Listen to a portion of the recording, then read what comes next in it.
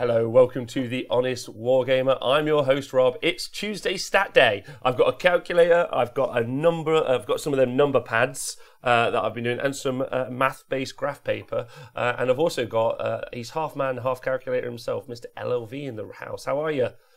Hello, I'm good.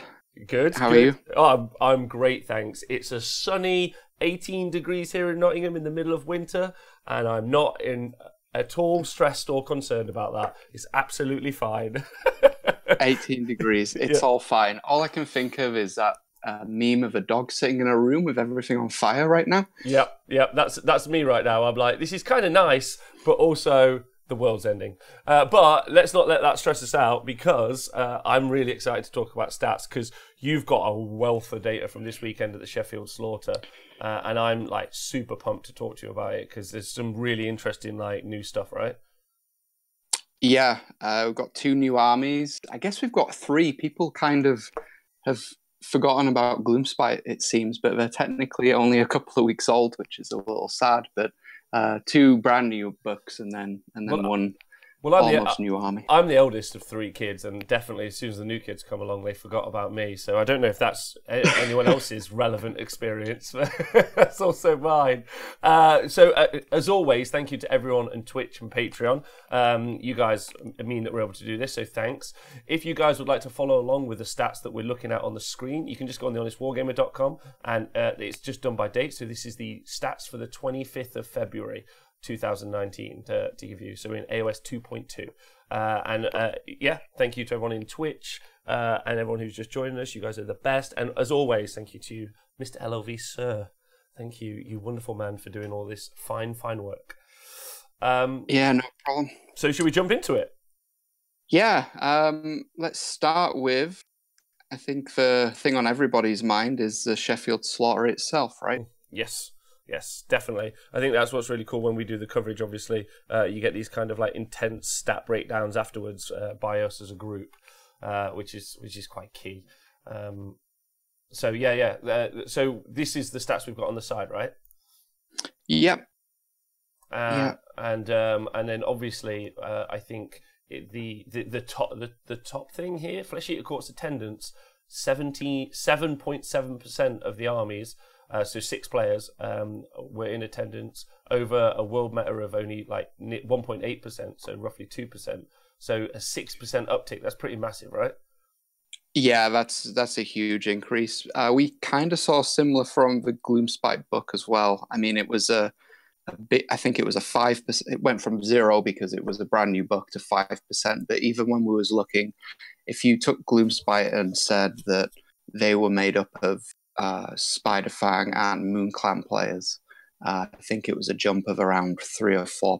So this one's even bigger than that. So people really, what do they call it? A bandwagon, I guess. Is that the correct term? Jumping on the new bandwagon. Well, I think people are just excited, especially when you've got mechanics like always strikes first and piling and attack twice. That's a mechanic that you're just going to want to use. And that for me is like definitely what we saw over the weekend. And you've also got people that have had a lot of love for this army, because arguably a lot of people, no matter who they are, have read the Flesh Eater Courts. It's kind of like that self-referencing thing. Everyone keeps saying the Flesh Eater Courts narrative is great, then everyone goes and reads it, and then they go, oh, it is great, and then they fall in love with the army. So a super strong narrative means that a lot of people have this army, and it's incredibly cheap to collect, realistically. You can put it together. You can put it together for a couple of £100, and its power level is probably at that top tier level of power straight out the bat. So it's massive. So I'm not surprised that you've seen a lot of people being like, yeah, I'll take that army. It's also really low impact mentally on the tabletop as well. It's, like there's lots you can do. Oh, Mick Wendell, thanks for donating 1,000 bits because we're making work less rubbish for you. What a nice man. Oh, nice man. Thank you, Mr. Ogreman himself. Well, he might be excited to learn that this weekend an army of ogres, giants, and a firebelly defeated a Flesh Eater Courts army on the table. So that's pretty cool. It did. We'll get to that in a second. I think it might have been their only win, but anyway. Yeah. But hey, that's still a win. It's still a win. If you can put a Art Regent down your pants as a giant, you're basically just having a good time. Yeah, you're winning. You're totally winning when that happens. So back to the table with for those following along on the podcast and things. Essentially, the big winners out of this tournament, obviously, Flesh Eater Courts. They came in with 5 wins with Mr. Ben Johnson there, and then Beasts of Chaos came in with 5 wins also.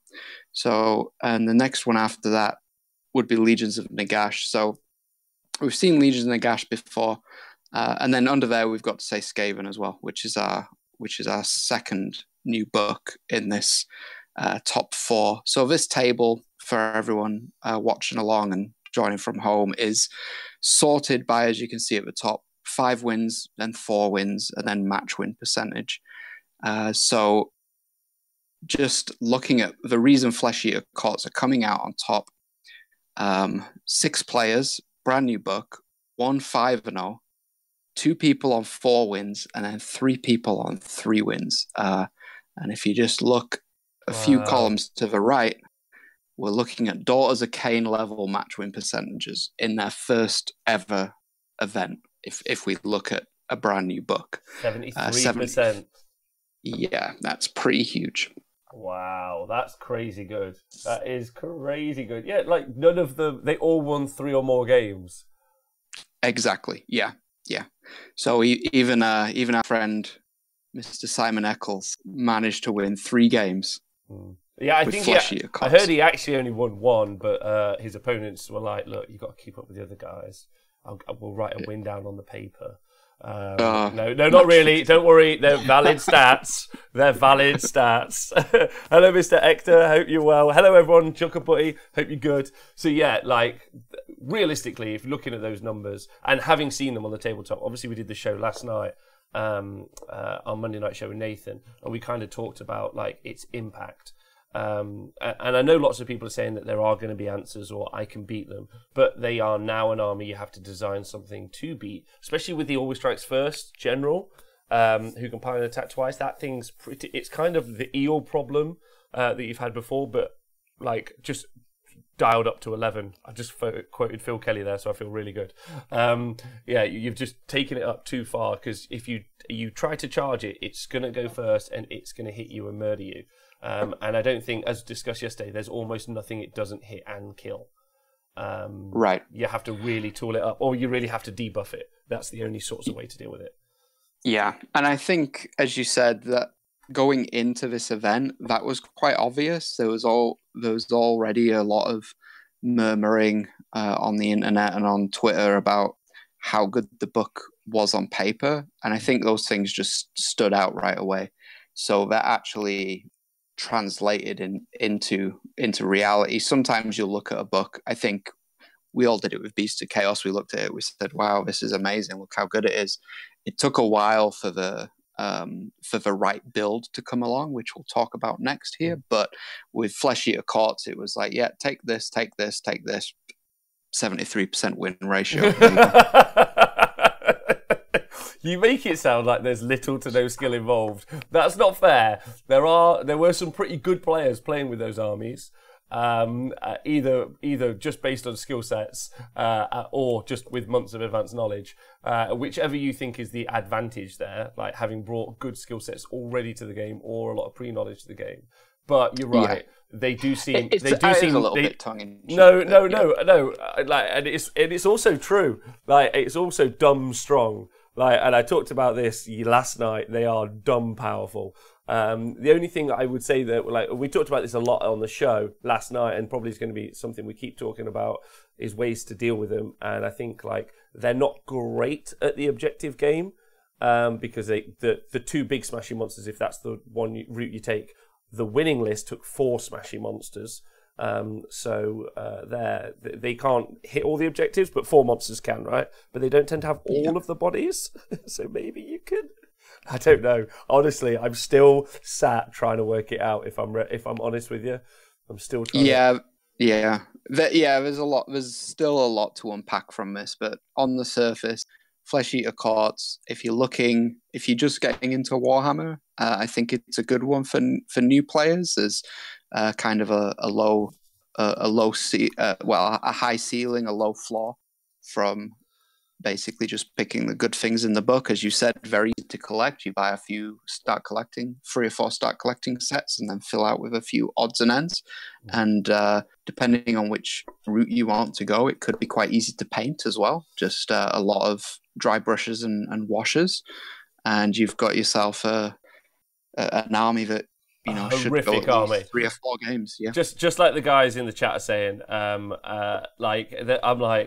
they'll just kill all of the stuff on the objectives, Rob, and I do agree. I'm just trying to make it not sound hopeless, or I'm not giving out hope, because I feel like it's a problem that we need to work out how to fix. Things like, people will say things like points need adjusting and stuff like that, and obviously you can have the General's Handbook in the summer. So there will more than likely be something along those lines, but that's not for us to decide or to deal with. Right now, we're just like, I've got a tournament next week, for instance. What do I do against Flesh Eater Courts? And the answer was probably board control and minuses to hit, in my opinion. But yeah, what drop? I guess drops doesn't even matter, because if you charge them, they still hit you. So you can shoot them off as well. You could also take a gunline army, and if you get low drops, you could shoot them off relatively, not easy, depending on their builds. And you do have to make sure you kill them because they can heal. But there's Broccoli Boy says, I've got it.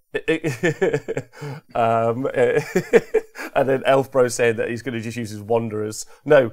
Ball controls works wonders versus FEC. Yeah, okay, there we go. Broccoli Boy, I believe, went 4-1 with his Slanesh this week as well. So he did, and that was carrying on that trend of Slanesh being really, really solid. Actually, and we can have a look here. They had a great win percentage as well. They went 70%. Only 2 players, but Broccoli got his 4 wins. The next person got their 3 wins. So they've been very strong throughout Age of Sigmar 2.2 so far. So they're one to keep an eye on. They've not quite got the top of the chain yet. They've not come first yet, but they've had a lot of second and thirds at events and been finishing in those top 10s and top 20s as well. So let's move on to Skaven, because that's the next one. Skaven, yeah. Yeah, just because, so obviously they seem to have a much higher percentage because it's the first time. Previously you would have been tracking both Pestilence or Scryer, so that's that 11.5% uptick. But 9 armies, even more popular than Flesh Eater Courts, and that will be, as stated, some people who are already playing those armies as factions and have consolidated them into the Skaven book. I personally think that, so as you can see there, their win rate percentage is 53%. And I think one of the things that I find, but 3 of the armies went 4-1, so they won 4 games. I think the thing that you're going to see with that army is going to have a very high variance in the future. So it will settle and stay around that 50% mark, but it will win tournaments consistently throughout the year, depending on new missions in the General's Handbook in the summer. But I think that they've got one of the stronger books. In fact, of the 2, I think they've got the stronger books because they're more adaptable to other changes that may come along during the game. Yeah, I agree. I almost think they're the natural counterfoil to Flesh Eaters as well, just with the ability to take away flying. We saw some masterful play off Tom Maudsley on the stream. And JJ doing something similar. And JJ as well. Yeah. So I think they have all the tools, and I think you're totally right. They're gonna get better as time goes on. It's the book's so deep; it's got so many units, and you've got that curve of, and that could have easily been a 5 win as well. There was a bit of a non-scenario for people that didn't know that you guys covered in yesterday's show, so we won't dwell on that too much. But yeah, that could have easily been a 5 win. And then a couple of 4s, and then you're going to get those 3 and 2 wins.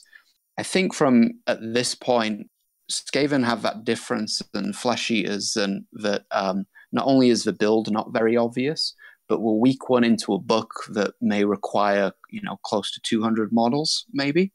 So people are just using what they have and throwing some endless spells in for the most part.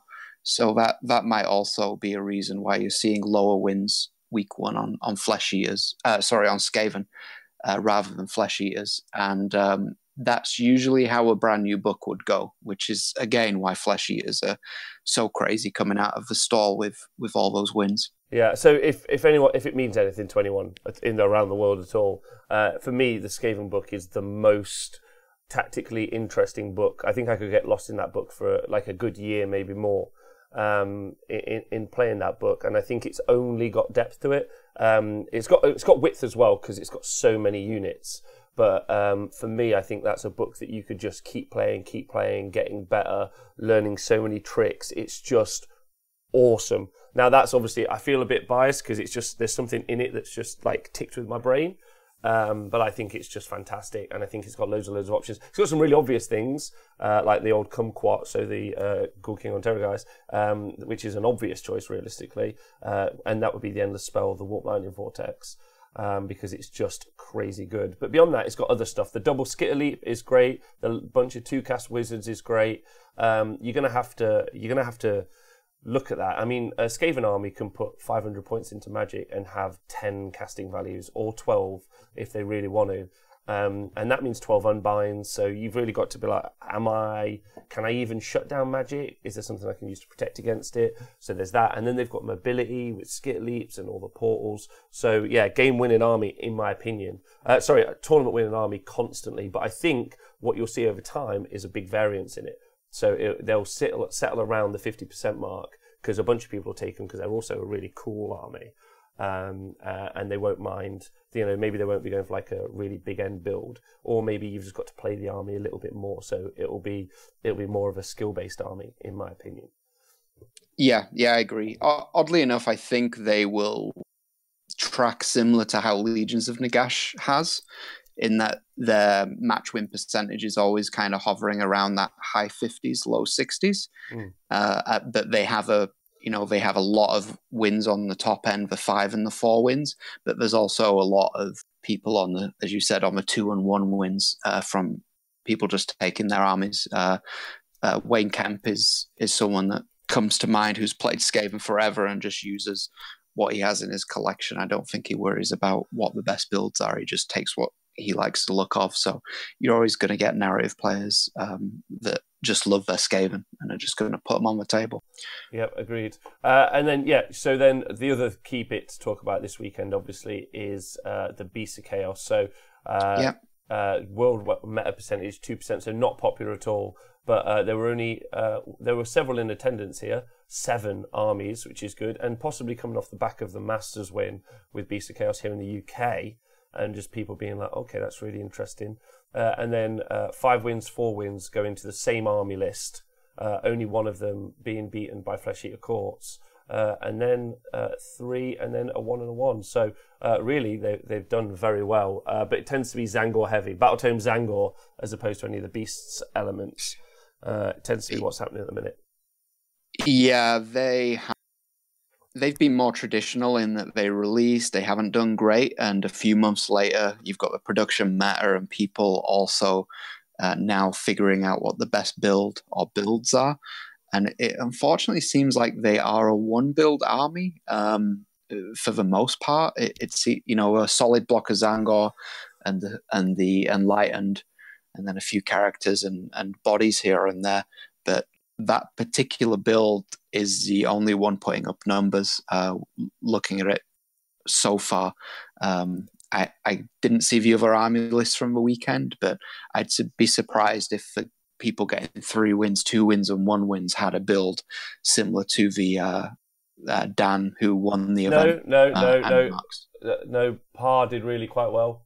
He got 3 wins. And he was. Did he have a build same as theirs with all Zangor? No. Right. No. He's been playing it more kind of beastie since the beginning. And also, I think a really big shout out in that situation was he was super chuffed that he was going into, I think, his final game 2-2, and he knew that he needed to go and get that 3rd win to beat his stats LLV. So he was just he was like 2 wins. The stats are cool for me. I'm good. Yeah, and then he was like, and then he got 1 more. So then he was chuffed. So not winning the event, but going 3-2, and knowing his army he exceeded kind of where his army across the world was. Like, it was great having that conversation in real time. It was really exciting to see someone just be like, yeah, I've got 3, and that's a victory. Like, that's a good thing. I think which I'm dead chuffed, and it was cool being able to have that conversation with someone. So I think the stats are a super healthy thing for us as a group, personally. Yeah, it gives you something to play for in those games 4 and 5, right? When you know you're not in it to win it, at least you've got another milestone to try and beat. But I think that's what I was trying to say was if you take that one build out of it, it seems Beasts of Chaos seem to be that 2 to 3 win army. If you take the Zangoran and Lighten build out of the equation, which is really, kind of a shame for an army book, right? Where you just look at it and say, this is the only build that I can win a tournament with. Well, I don't think that's the case. I think it's a consistently performing army build. Yeah, so that's great. But I think the assumption then that means that there's nothing else in there, because like you've said, and is always true, people are always finding extra secrets and other good bits inside books, and unlocking it, or just getting better with certain elements of it and performing with it. What's really interesting about that Zangor build as well is you could put that into a Tzeentch army straight away.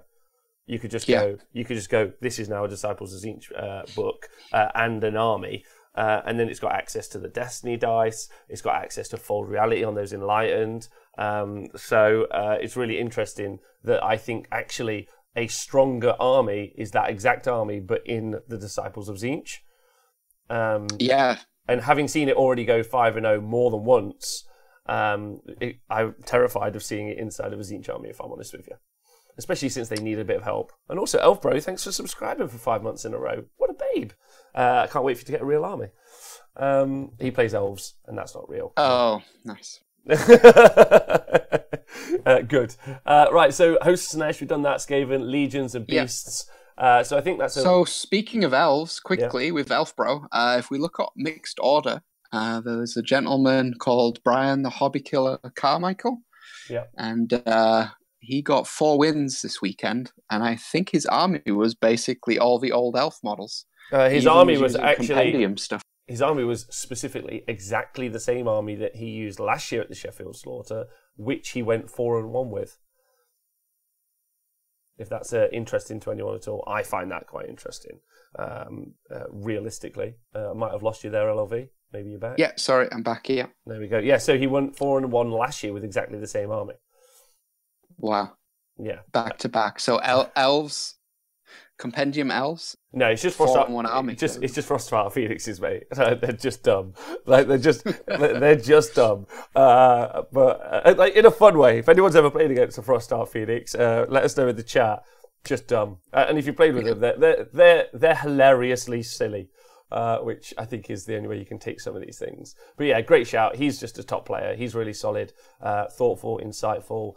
Really knows what he's doing. I have a huge volume of respect for him as a gamer. Also, a big shout out to James Tinsdale with his Deepkin coming third again. A consistent third placing with his Deepkin at the minute this weekend.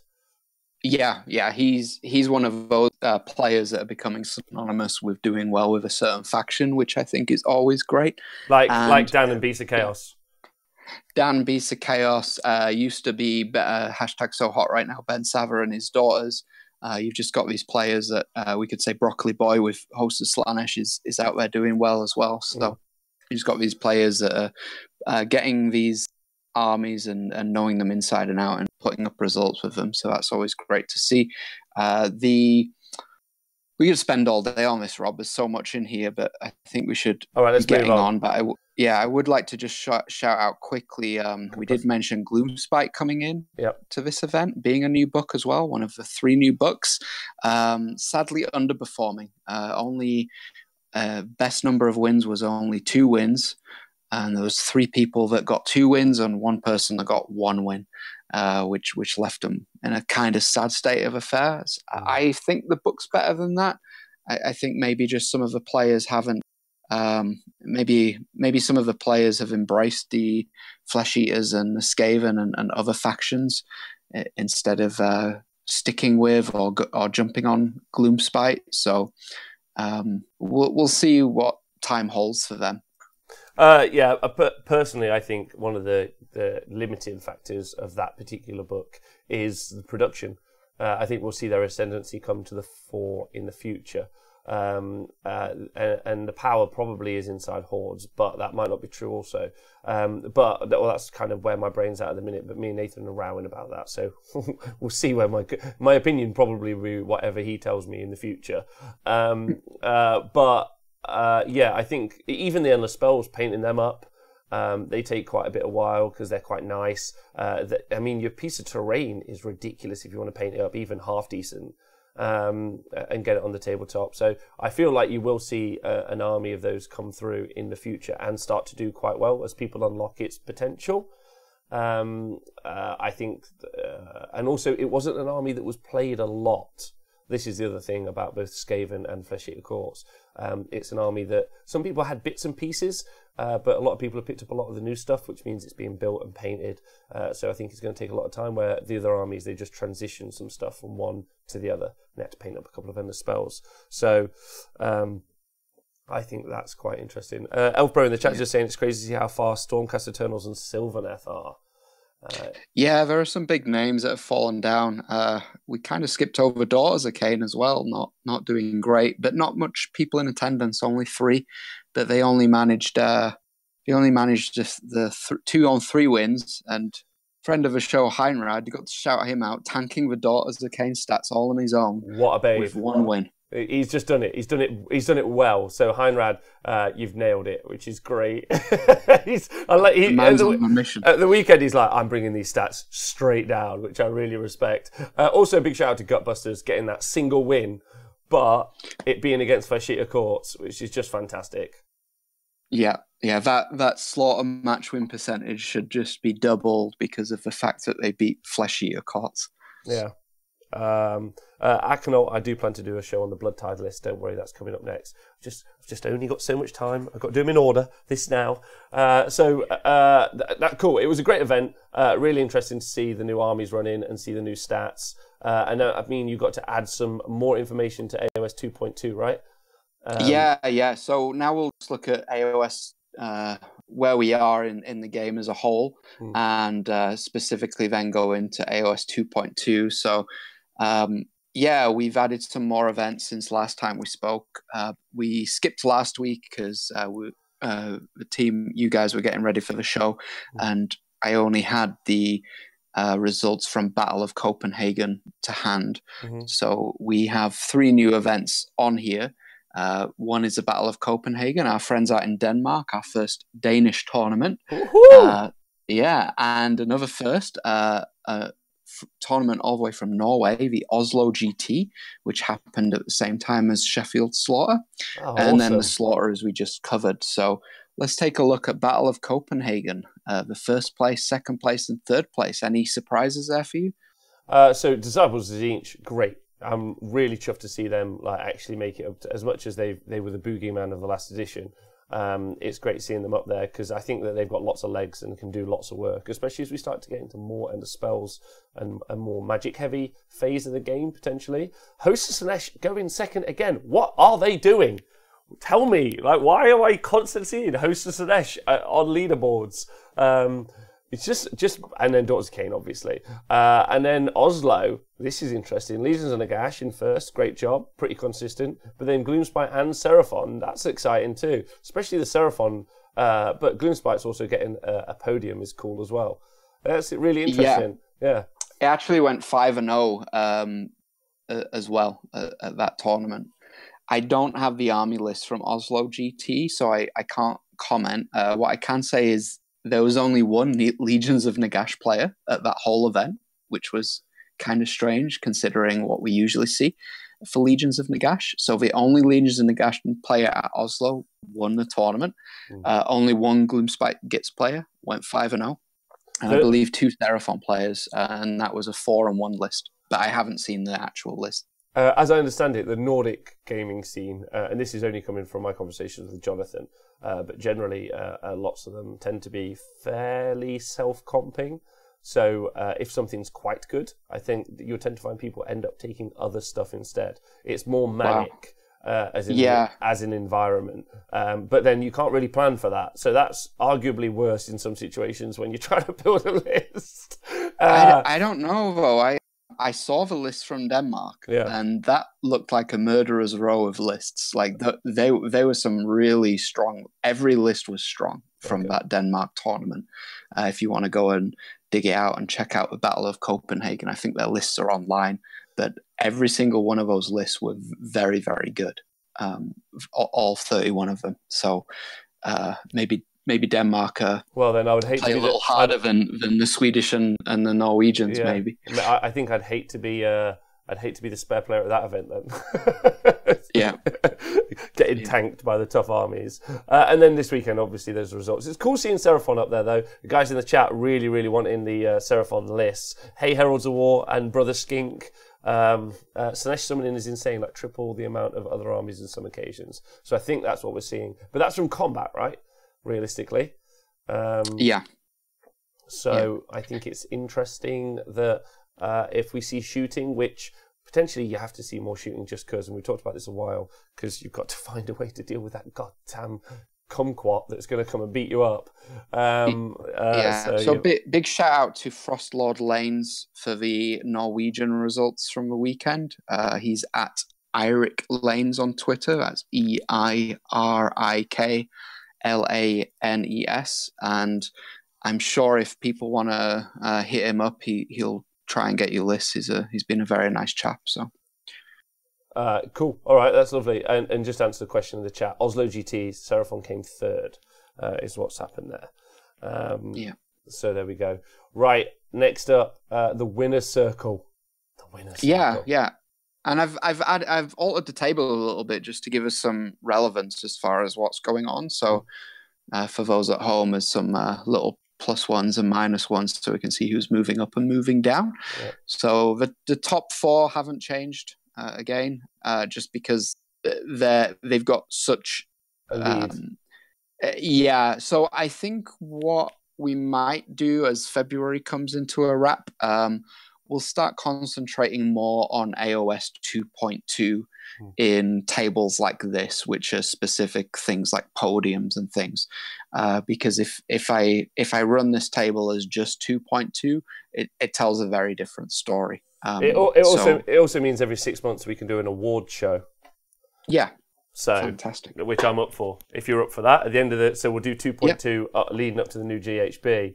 And then we'll just do an award show before the new GHB. That'll be fun. Yes. Yeah. Sounds great. Yeah. Not much movement at the top.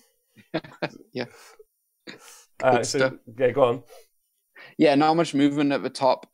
We've seen Flesh Eaters move up a place, taking over Disciples of Zincha's place, just from the second place at the weekend there. Yeah. I think the big mover though is that Beasts of Chaos with that. That's their first place, both with Mr. Dan Bradshaw, and that's jumped them up a whole 5 places. You could say that they've ambushed their way. They've beastly ambushed their way up there. They were sat for 6 months doing nothing, and then they were just like, boom, done. Yeah, we're up on the chart. So yeah, two wins there. A self-made, a one-person stat there. So like Mr. Bill Souza, a one-man stat machine. So Flesh Eater Courts there on 3 is almost just Bill Souza's stat himself. Dan, his protege there, with just his own there. So that's quite cool. Two men just represented that field. So that's fun. Hashtag beast mode. I have to put that one out there. Yeah. So that's really fun. And then at the bottom, you've got a Gloomspite Gits jumping on there as well, which is cool. Yeah, that came from the Oslo GT there. So they came second at that event. Yeah. So technically Moon Clan, I mean, we could roll into Gloomspite, but I've tried to keep them all separated. As I said, once we just put AOS 2.2 here, it'll clean this table up a little bit. Yeah, I agree with you in a big way. I like this lots. I like the Seraphon bumped up a bit, and mixed destruction and mixed order dropping down. That seems to make sense to me, because mixed destruction usually included Gloomspite, and I think people have been trying Gloomspite out at least. You might see them move back. I've seen lots of mixed order and mixed chaos lists bandying around at the minute, so you might see them at events in the future. What's really interesting is seeing the lists either like in DMs or just like writing them out myself or a bunch of other ways, and then in a month or two's time, actually seeing them hit the tables and seeing them work out. So it's quite interesting. And I'm excited to see that. I think also when it comes to Carriage and Overlords as well, you might start to see them move up that line, in my opinion. But we should see. Overall breakdown. There is murmurings of the clown cars coming back to deal with all these kumquats flying around. Well, I don't think it's that. I just think it's just Arkanauts, is what I'm trying to say. I think there are other options, but I think that's a poor build for scoring objectives, right? Which is where they traditionally fell down. But I think that there still is a bunch of stuff inside the Carriage and Overlords book, so you might see them come to the fore, and also Khorne, like when they get their book, may start pumping up as well. So and they were already doing okay. Yeah, they've been doing pretty good. They're always kind of in. Well, they won CanCon, the biggest event in the world, so something's going good for them. Yeah, I agree with you loads. I think beasts have much more of a place in the meta with Skaven and FEC, says Broccoli Boy. I think you'll see a potential shift now. And then also Elfbro is obviously talking about the CanCron. Where if you'd like to read there's a rundown on the AOS Wargamer from his list from CanCon. There's also an in-depth guide to his army on AOS Shorts. If you guys want to go read that. Yeah, it's all written with German precision. Yeah, yeah. He's half robot, half mechanical gun machine. He's brilliant. And then also, SK Prime. A really important point to note out there is dispossessed. No representation because they're too strong, and the dispossessed players don't actually want to use them. That's what I've heard. Crazy. Would you agree with that? No. I'm not sure. I'm not sure that's the case. you can't go for a little light-hearted sarcasm. No, I can't do sarcasm this early in the morning. It seems, but I think the best comment I read on the internet somewhere was the reason dispossessed aren't doing well is because they're all sat at home writing in their books of grudges. I think that's a better visual for me. It's a much better visual. It's exciting. They're just scrolling and just being like. That's why they can't leave. Yeah. Okay. So what's changed in the overall breakdown? There's not, again, because of the preponderance of stats here and just pure numbers. There's some things that are going to change very little. The big things is you've seen Flesh Eater Courts jump from around mid-table to that like top 6-7 armies on there, just with another 5 wins, but also they had a good solid 4 wins and 3 wins, and their match win percentage has gone up. So we looked at it earlier at a particular event, 73% match win percentage. Now, because we're throwing that into a faction that was hovering around the 45% mark, it's as an overall we're only sitting at around 50%. So again, something I might do even on this larger table here, I think we'll still log the whole of AOS 2, because I think that's a good thing to see. But I'll also start running a table which is solely AOS 2.2, so people get an idea of how these newer books are performing a little better. Yeah, well, one of the stats I love is the percentage win rate from the actual event, which you see at the top. I think that's fairly telling, which I think is quite exciting. And then also, and also then the 5+ as well. I think that's another really important thing, because obviously both Flesh Eater Courts and Beasts of Chaos went 5-0, but then it was a soft score secondary for the victory. So sometimes those stats become a little bit more relevant with the context of the event in mind. But I think, and Elbros has pointed out, and it is, if you look at this Legion of the Gash over this edition so far, total is in use 286 times at events, is just bananas.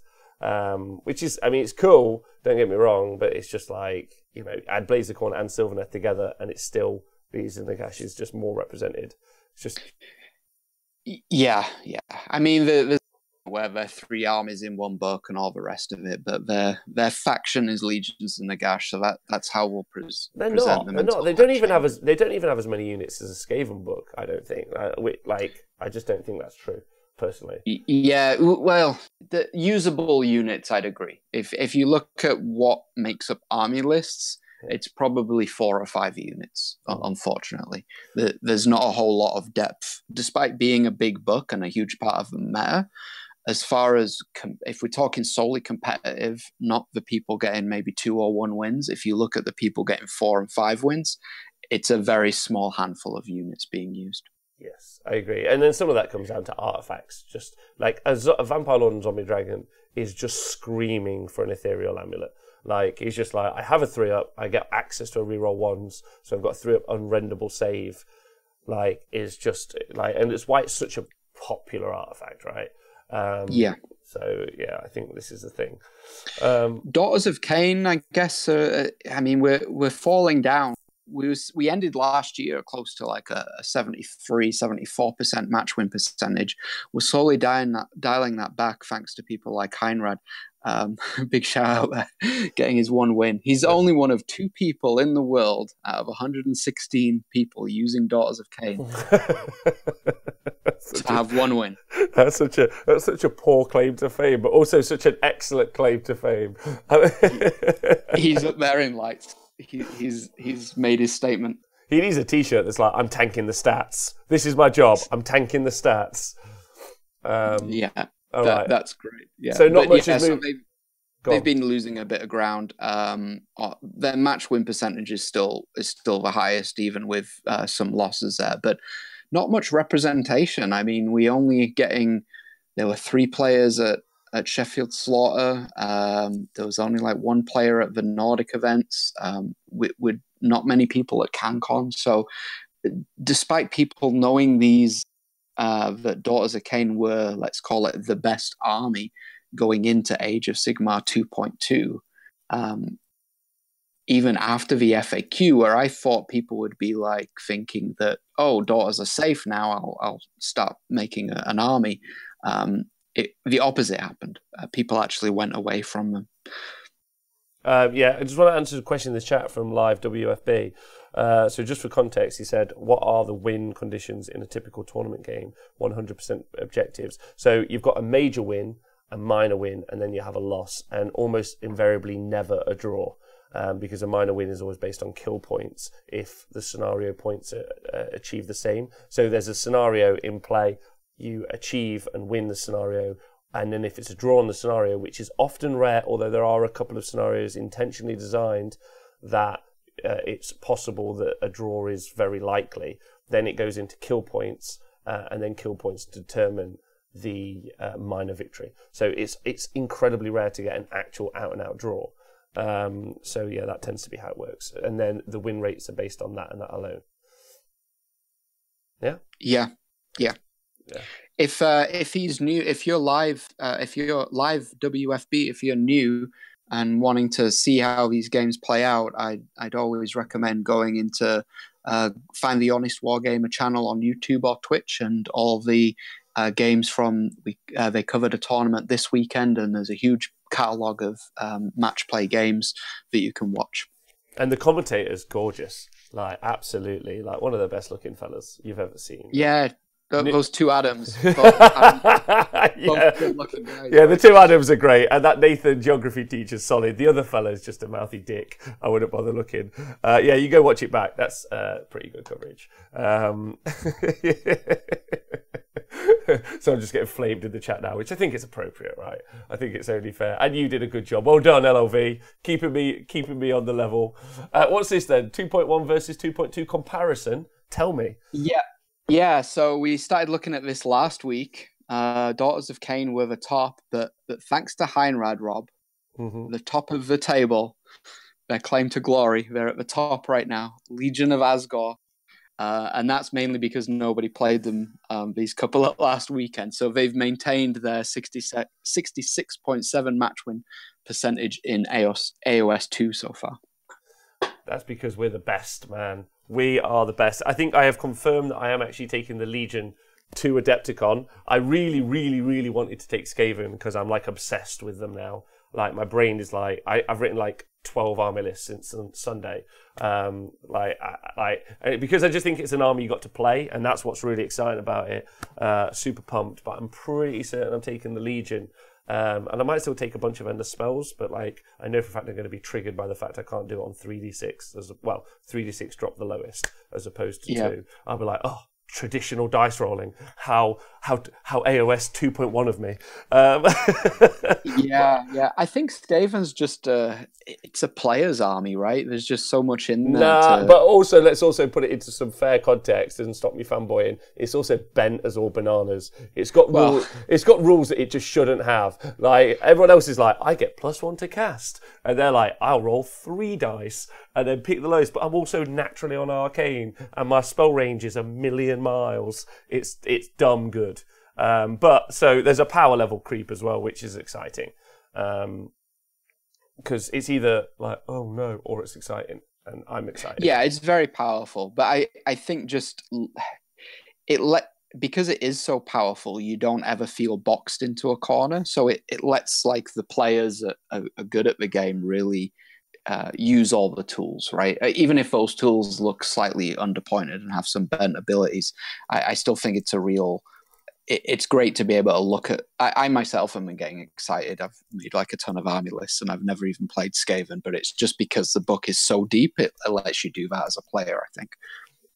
Yeah. And someone's saying, Bob's saying, no, wait, Ixtab's saying 10% of the time that Greyseer will die, but the spell will also go off, and if it's a game-winning spell realistically, then who cares? We have seen that the Lightning Vortex is potentially just a game-winning spell. Which it smacks a little bit of Warhammer Fantasy Battle Days, which I'm not in love with.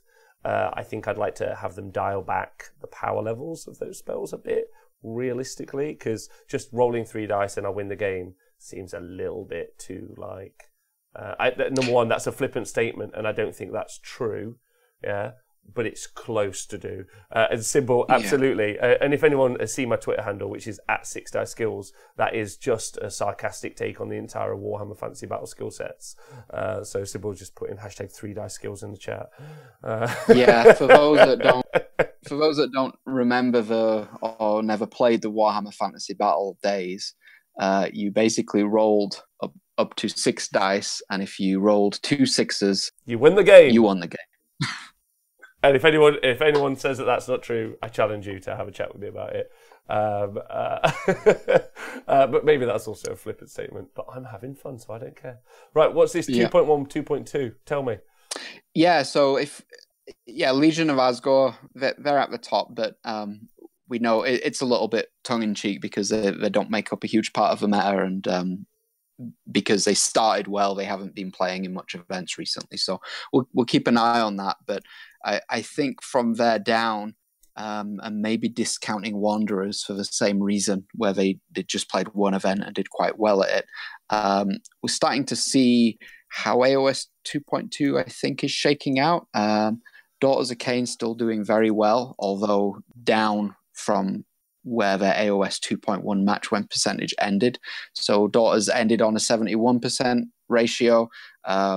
They're hovering around 66% in AOS 2.2. Legions of Nagash are trending up a little bit. And then as we've touched on, Idenef Deepkin and Hosts of Slanesh are actually doing quite well in this new AOS 2.2. With great win percentages across the board, and we've even seen they've been getting some podiums to go with them as well. Yeah, I think more and more people have not picked up, but again, it takes a little bit of a while to produce those eels and put them on the board.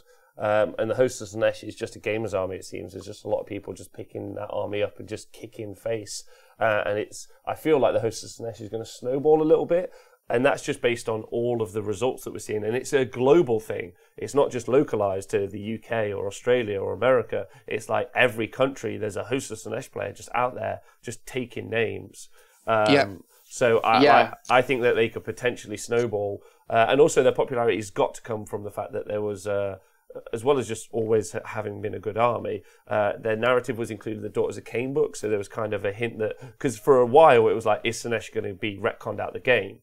but then they were actually talked about in the Daughters of Cain book narratively. So people were like, okay, they're talking about it, so they're going to come back at some point. Then you saw the release of the box set, so you saw some actual Host/Slanesh models. So then people were like, okay, all right, we're getting models. So I feel like I think you're going to see more and more of that realistically, and they're fast, loads of summoning, great combat. So I think that stat will actually increase personally, more than the Deepkin one. Right. Yeah. Yeah. I do like them as an army, and if an army, I mean, there's got to be something on the horizon for them, just because we've seen that box set release, and as we saw with the Skaven and Flesh Eaters box set came out, and then we get a new book. So it's going to be interesting time for Slaanesh players. And as you said, it always seems, it doesn't matter what country it is, what event it is, there's always that one or two pocket of players that are doing well with this army, always doing 3 wins, 4 wins. So it's it's a nice little, if you want something that's decent but not on the radar, I don't think anyone expects Host of Slaanesh to be doing well, so they're just enough under the radar to be catching some people out as well, I think. Yeah, I think it's a really interesting stat. But obviously, for the second week running, Legion of Asgore are the kings. I can't wait to win Adepticon with them and just trigger every other dwarf player in the world. Every other dwarf player, yeah. So if I guess coming to a close here, if we scroll down a little bit more, something that was asked on the last show. Yeah. Oh, yeah. So look at this. You've now racialized the stats. Yeah. I don't know if this is okay, if I'm honest with you. And we might have to check with some lawyers or something. People were asking who were the best Dwarden, and this is it. It's in writing. I don't think there's anything to be. You can't really argue with it, right? Oh, you're beardist. That's what you are. Thank you, Heralds of War. You're a beardist human being. I can't wait to tweet that out. That's the best. Legion of Asgore, not the most popular, that would be Kharadron Overlords, but we're the best by quite a margin. A huge margin, yeah. A huge margin. Even if we look at Fires, this is done by 5 wins. So even though Overlords do have a lower match win percentage, because Kron got 5 wins at CanCon, they're sitting above Fire Slayers, just in this particular table. But more than double of Dispossessed. I just want to quote Elfbro and say that he's Endrin triggered. Which is hilarious. That's excellent. 30% win rate. I like the best, worst. Can we just look at best and worst? Dwarden is go on. It was such a complicated table. I was like, will people understand enough? So I just felt the need to annotate that just a little more for people, just so everyone's clear. And also, the one on the top's the best, and the one on the bottom is the worst. I tell you what, you and me are both getting written into some books of grudges right now. There's people sat at home right now going, "Ooh, that's another grudge in the book of grudges." They're scribbling so furiously right now with smoke coming off those quills in those books, and it's just more of a reason for these Dispossessed players to get out to tournaments, right? I think we've probably filled up that book of grudges now. We can stop writing in it. We can go start playing their army. Finally. I think that might trigger Nathan to take Dispossessed to Adepticon realistically. Excellent. Thank you so much for doing that. That's really fun. We could maybe do that we should do that for maybe like another race or something. Like we could do Best Chaos God next week or something. That could be quite cool. Sure. To see the Chaos God stats. That's a fun one to do. Then also lets everyone bully each other. I mean, the Fire Slayers only being 0.9% and winning 46% seems okay, but when just every model looks exactly the same, it's quite hard to play that army and play against it. And Kharadron Overlords, like we've talked about, like they've got lots of options inside their book, but it's all shooting. And shooting could be a thing, and they can ally in a wizard, and they can ally in wizards. I think everyone's been saying for so long shooting's coming back. It's just that whole production matter of when it's going to happen, and you've got new books coming out, so people might put projects on shelves, especially Flesh Eaters. They're so fast and easy to to get on the table. It seems that people say, okay, I'll put this on hold. And it's cheap. And it's cheap. And it's cheap, yeah. And that might be the issue with Caradron, is that people that had the armies had very specific army builds. And let's face it, like, their book isn't even a book anymore. I think something like half of the war scrolls in there and have been changed or are different. Their points have not been solidified, keeps changing. So it's a difficult army to kind of invest in for me. Looking at getting into competitive Warhammer, it's like, well, do I want to invest in this army without a full army book, and that rules change all the time, and I can't even build my units how I built them in the past. So I could see a resurgence if they get anything new, though. A new book would really give those guys a shot in the arm, I think. That could be a great show. Asking a bunch of new people like what they're looking at. That's a really interesting idea. Yeah, no, I agree. That's super helpful for that. Maybe we should do like a post show where we just like dumb it down. But to fly on the side, DJ Batman just subscribed as well. Also, love DJ Batman. Great shirts. He's a man with great shirts. I got to say that while that theory is pretty solid, fleshy, of course, that isn't true in looking at the Dwarven stats. The cheapest army to collect there is, well, the most expensive army to collect there is the Legion of Asgore, because it's a Forge World army. It's the hardest to get access with. Its book is just from Forge World, which is the most scary place to have a unit from in your army, because it could change tomorrow, because it's just a free PDF that could change at any moment. It's terrifying constantly. Yeah, that's a good point. However, we're still the best. Still the best. Got the best players, got the best wins. Nothing else to say about that, really, is there? Can't wait to take this to the bank, and that bank being my message to Nathan in a minute and telling him he sucks, and Dispossessed Dan. Screw you guys. Okay, awesome. Hey, it's been great again. Looking forward to it. You've got more events. You've got Heat 1 at Warhammer World this weekend, which is exciting. I'm doing the list for the Blood Tide tournament soon. So the team tournament there. Again, that's going to be some interesting different lists, which is going to be cool. I tell you what, I did actually write in my notes before the weekend. I was like really excited to see how Slanesh do over the weekend. So they're kind of the dark horse. It's cool seeing that Beast of Chaos. So you've really started to get a mix. And if you've been listening to these stat shows in order, it really has kind of like, there's been real, like it's been tectonic, the shifts realistically week by week, because it's been quite fun. So thank you for doing it for us, as always, because it also helps me as a commentator at the weekend. So yeah, wicked. Yeah. Just a big shout out to all the TOs that tirelessly send in results to me, and I'm always appreciative of that. And hopefully we can get the Games Workshop Heat 1 results for next week, and next Tuesday we can be sitting here and breaking down that like we just did with Sheffield Slaughter. So yeah, keep running events, keep sending results in, guys, and yeah, thanks everyone who helps me out by sending all that stuff in. Everyone's been amazing. Thank you very much. Don't forget, use the stats as your own personal challenge. So it's 20% if you win 1 game, 40% if you win 2 games, 60% is 3 games. Most armies aren't above 60%. So if you are winning 3 games, you're usually doing better than your faction is. And then when you start getting into 4 and 5s, there's nothing that's around 80 and 100% as a win rate. So anything between 2 and 3 wins, you're doing pretty much average. So don't get too disheartened at local tournaments, right?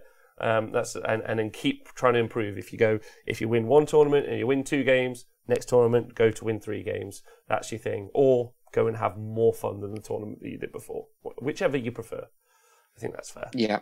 Yeah, good. All right, Mr. Great message. Mr. LV, you're wonderful as always. Thank you for your hard work. It means the world to us. I love doing the post-tournament review process with you, especially when I've been at the event doing the coverage. So it feels super impactful, and like there's loads of lessons learned. If I'm honest, as much as I've done shows where I think we've talked about having books playing a tournament so quickly after release, it helps you learn real quick what's the situation. So I think I'm for it. based on that and that alone. But that's an ongoing conversation, right? But yeah, thank you to LLV. You can follow him on Twitter. You can see his Twitter handle there. I'll include it in the show notes as well. And you guys should ask him any questions. He's always down for a chat. And I'm sure he'd also love and appreciate any help he can get with putting those stats together and putting them into spreadsheets and whatnot. So if you guys are interested in that, drop him a message. Anything you want to finish off, sir? No, I think we've wrapped everything up. If you wanna play dwarves and do well at tournaments, play Legions of Azkor. Yes, that's true. That's so true. Plus, you can cast magic, which is just better than anything else, than a silly grudge or a rune.